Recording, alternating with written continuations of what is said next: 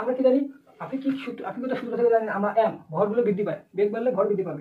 এক্ষেত্রে আমরা m naught যদি এম নট সমান root over 1 minus V square by C square, এই সূত্রটা কিন্তু আমরা জানি। এই যে এম নটটা হচ্ছে এদিকে গুণ থাকে আর কি।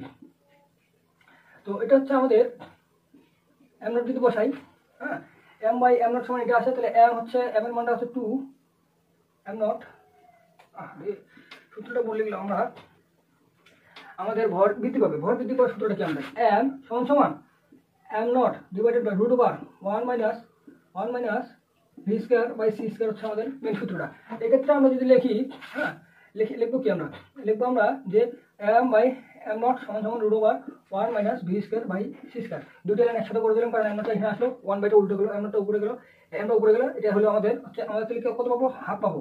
হাফ পেলাম root over 1 minus V square by C square পেলাম, 1 minus V square by c স্কোয়ারের মান পেলাম আমরা হাফ। এক্ষেত্রে আমাদের দৈর্ঘ্যটা আনতে হবে, গতিশীল অবস্থায় আপেক্ষিক দৈর্ঘ্যটা আনতে হবে।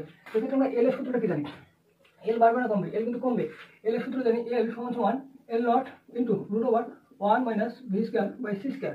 তো গতিশীল অবস্থায় এল সমান আমরা এল নটটা হচ্ছে আমাদের এল বসে দিলাম, আর এটার মানটা পাইছি আমরা হাফ।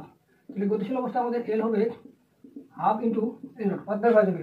যদি অর্ধেক হয়ে যাবে তাহলে আমাদের অ্যান্সার কি আছে, এখানে আমাদের অ্যান্সার আছে 0.5, হাফের মান কিন্তু 0.5, এটা করলাম আমরা। তারপর আছে আমাদের কত উচ্চতায় পানি পড়লে একটি টারবাইনের, তারপর কি আছে, কত উচ্চতায় পানি পড়লে একটি টারবাইনের চাকার উপর 30 মিটার পার সেকেন্ড বেগে পানিটা নেমে আসবে। তো এটা আমরা যদি করি, এটা আমরা যদি অঙ্কন করে দেখি, এটা যদি একটা টারবাইন হয়, ধরো এটা একটা আমাদের, হ্যাঁ, টারবাইন।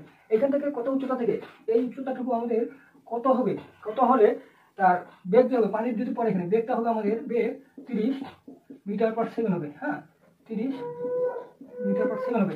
তো সেক্ষেত্রে আমরা কিভাবে করবো, আমরা একটা সূত্র কি জানি, আমরা একটা সূত্র জানি যে হচ্ছে ভি স্কোয়ার ই স্কোয়ার প্লাস 2gh, এই সূত্রটা জানি আমরা। কিন্তু এইখানে পানির বেগটা হবে, এখানে পানির বেগটা হবে 0 মিটার পার সেকেন্ড।